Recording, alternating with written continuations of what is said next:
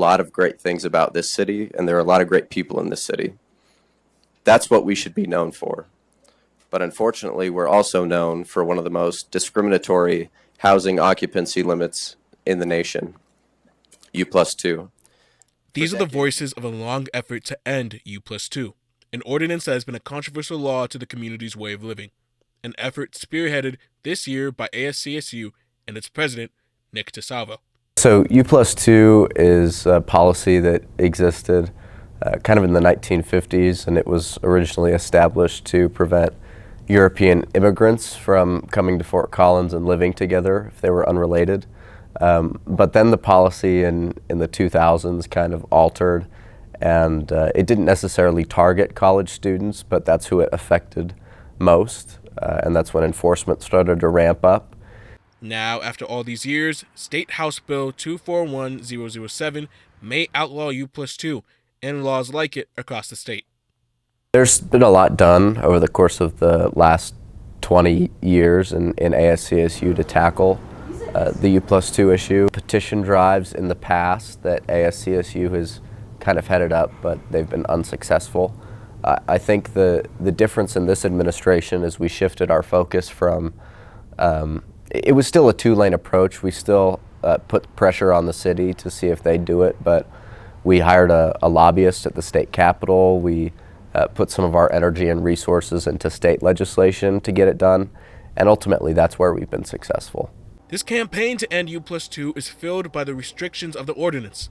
Those restrictions prohibiting more than 3 unrelated people sharing a home, no matter the size or the number of bedrooms. I think the damage is that it drives rent prices up, and additionally, I think the reason it's being talked about more is that there's a huge affordable housing problem, not only in Colorado, but nationwide. And what the city of Fort Collins was starting to see is that around half of the violations weren't from college students. They were from everyday people, elderly folks who needed help paying the bills, and so they wanted to rent out a bedroom or two in their house, but they couldn't. They would effectively break the law if they tried to do that. And so U+2 not only affected young people, it affected everyone in the city of Fort Collins. The law was created as a way to preserve quiet and unkept neighborhoods while regulating student living in the city.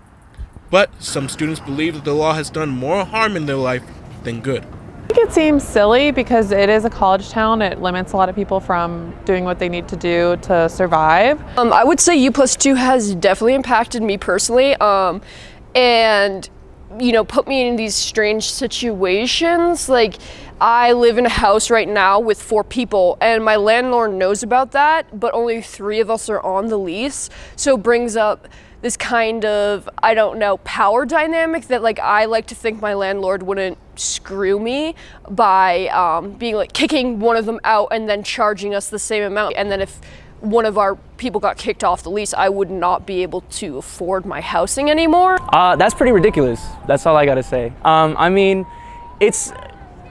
It's not great for a lot of people here on campus, because a lot of people here just need housing, and they need cheap housing, which is already hard to find here. So with this kind of law, it just makes it harder for everyone. The community's pushback and ASCSU's efforts have led to the new House bill, which, if it is signed, will prohibit cities from creating or enforcing laws that limit the number of people allowed to live in a home purely based on their relationship with others. I think that's great.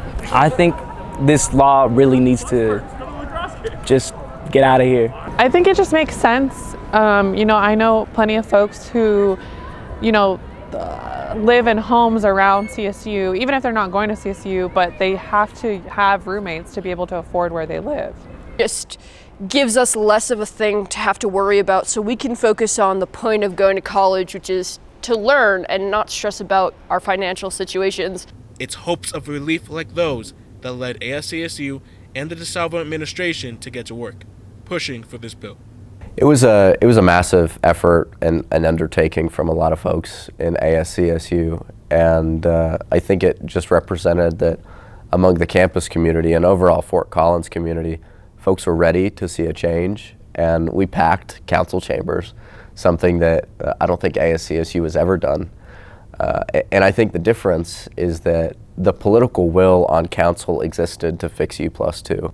really the difference is when we were at the state capitol meeting with Representative Rittenell about the bill, and really when Governor Polis mentioned the piece of legislation in his State of the State address. It was at that moment I knew that U+2 was in big jeopardy. With House Bill 241007 set to be looked at and signed in the next few weeks, after all these years, U+2's controversial effect on Fort Collins housing may finally be coming to an end. I'm happy to say that the governor will sign it into law within the next few weeks, and I'll be at that signing ceremony. And so it means that the government can no longer tell you how many people you can have in a house that you rent or own. I don't think that's the government's responsibility. And so I view this issue as just pro-freedom. I interact with neighbors of all backgrounds, ages, but most of all, I want to be able to afford housing. And this is what that's about. Please do the right thing. Please motion to put U+2 on the ballot. Thank you. Thank you.